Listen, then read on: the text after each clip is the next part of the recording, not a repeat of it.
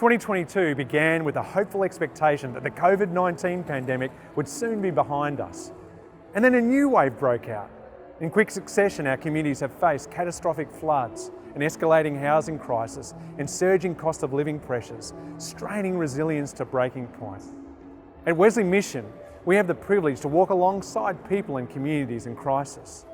We know that people who are already vulnerable are hit hardest and have fewer resources to respond.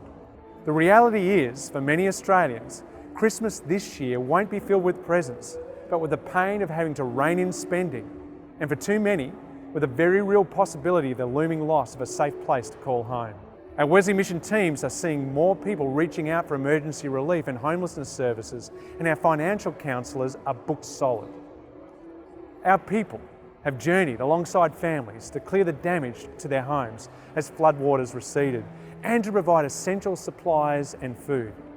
In the middle of the messiness of life, they have been there.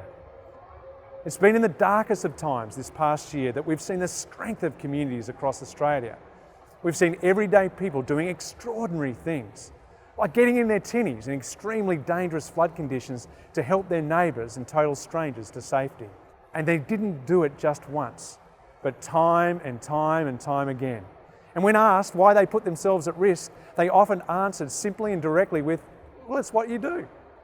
It's this kind of compassion, this kind of love, this kind of care that crosses the street, that crosses floodwaters, that breaks down barriers, that's at the heart of the Christmas story.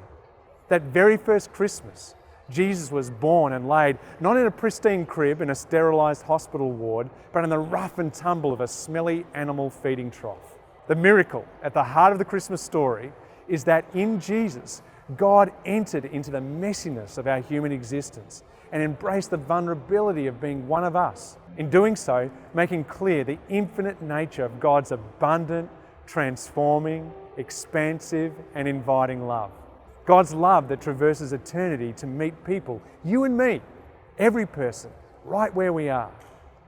God's love, so freely demonstrated in the Christmas story, doesn't require our life to be neat and tidy to receive it, for our life to be Instagram perfect.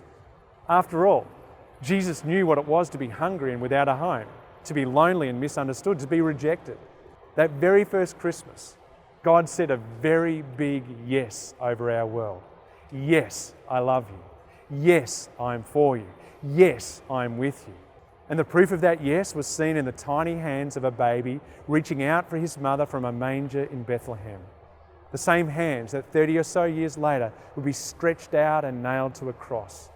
The ultimate expression of a revolutionary, universe-defining love that has and will conquer all. Love wins.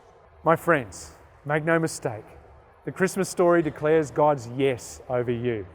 All that remains is whether you will say yes in return to the love that God so freely offers.